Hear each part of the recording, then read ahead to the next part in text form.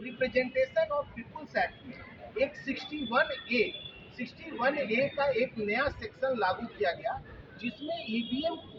कुछ सीमित जगहों पर, कुछ सीमित निर्वाचन क्षेत्रों में लागू करने का परमिशन दिया गया, जो आज भी वही स्थिति में, एक्ट आज भी उसी स्थिति में है। 59 कहता है कि सारा जो चुनाव है वो बैलेट पेपर से होना चाहिए, और 61A जो कहता है वो कहता है कि ऑप्शनल के रूप में आप ईवीएम का इस्तेमाल उन जगहों पर कर सकते हैं जहां कहीं भी वोटिंग बूथ कैप्चरिंग या वोटिंग बोगस वोटिंग की आपको शिकायत मिलती थी, या जिसको आपने सेंसिटिव या अति सेंसिटिव जो जिसको होते हैं अति संवेदनशील और संवेदनशील, वहां के लिए 61A को लाया गया।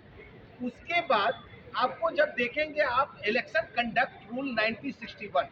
तो इलेक्शन कंडक्ट रूल 1961 के पार्ट 4 मतलब खंड 4 में चैप्टर 1 जो है वो बैलेट पेपर से कैसे वोटिंग होगी उसका जिक्र है, और chapter 2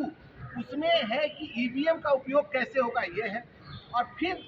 election conduct rule part 5 मतलब खंड 5 में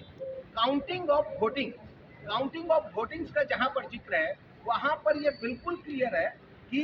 बैलेट पेपर की काउंटिंग कैसे होगी और ईवीएम की काउंटिंग कैसे होगी। और इन सब चीजों का जब आप आकलन करेंगे, पढ़ेंगे, तो आपको हर जगह ईवीएम को सिर्फ सीमित क्षेत्रों के लिए ही उसको परवानगी दी गई है, एवरी कंस्टिट्यूएंसी के लिए परवानगी नहीं दी गई है। ऐसे में हम लोग अभी जो एक ज्ञापन लेकर के जा रहे हैं चुनाव आयोग के कार्यालय में कि महाराष्ट्र का जो आने वाला स्थानीय निकाय का चुनाव है, उसमें आप भले 70% मतदान आप ईवीएम से कराइए, लेकिन 30% मतदान आप कम से कम बैलेट पेपर से कराइए, जिससे लोगों को, आप जैसे पत्रकारों को या जो भी राजनीतिक विशेषज्ञ हैं, उनको ये आकलन करने में सुविधा मिले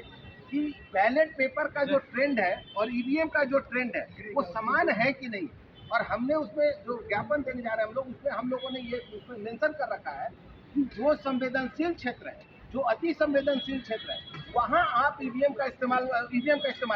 वहाँ आप बैलेट पेपर का इस्तेमाल मत कीजिए। लेकिन जो शांतिप्रिय क्षेत्र है, जहाँ पर कि आसानी से आपको चुनाव कराने में कोई दिक्कत नहीं हुई है, वहाँ कम से कम 30% जो मतदान निर्वाचन कंस्टिट्यूएंसी है, वहाँ आप बैलेट पेपर से चुनाव कराएं। ये ज्ञापन हम लोग देने जा रहे हैं, और एक्ट के अनुसार ज्ञापन है, पूरे भारत के लोकतंत्र के समर्थन का यह ज्ञापन है। इवन चुनाव आयोग की जो निष्पक्षता है उस पर मोहर लगाने वाला ज्ञापन है। ईवीएम क्या जो प्रामाणिकता है उस पर मोहर लगाने वाला यह ज्ञापन है। अगर चुनाव आयोग निष्पक्ष है, अगर चुनाव आयोग को यह लगता है कि नहीं हमको एक्ट के अनुसार कार्य करना है, तो इनको हमारे इस ज्ञापन को स्वीकार करना चाहिए, हमारे इस निवेदन को स्वीकार करना चाहिए, और आने वाला जो महाराष्ट्र का स्थानीय निकाय चुनाव है उसमें 30% निर्वाचन क्षेत्र जो है उसमें उनको बैलेट पेपर से चुनाव कराना चाहिए, और 70% पर वो ईवीएम से कराएं, वो उनके लिए हम लोगों को ऑब्जेक्शन नहीं है। इस तरह का ज्ञापन लेकर के हम लोग आज निर्वाचन आयोग के कार्यालय में स्टेट मुख्य